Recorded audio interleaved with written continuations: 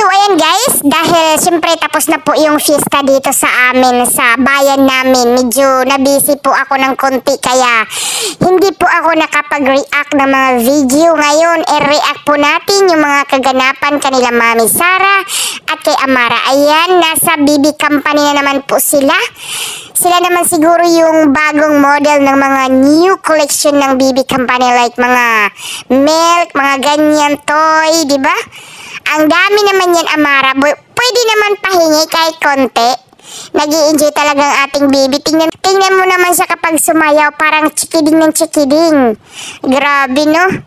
Ano kaya yung eco-commercial niya dyan? Lahat ba yan eco-commercial niya? Grabe, ang daming food, ang daming laruan.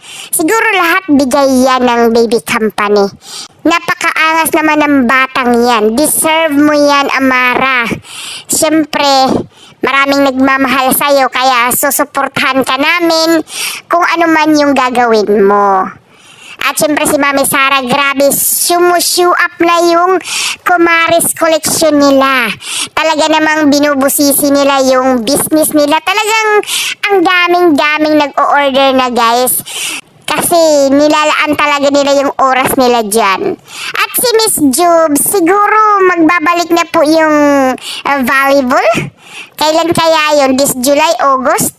Naku, magsisimula na siguro yung conference.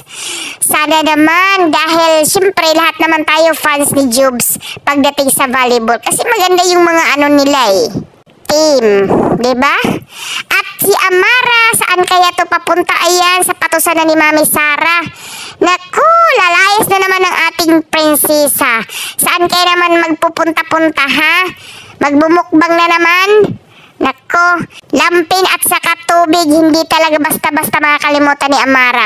Ang likot-likot, baka madulas ka dyan. Ayaw! Chikiding, sumasayaw talaga siya.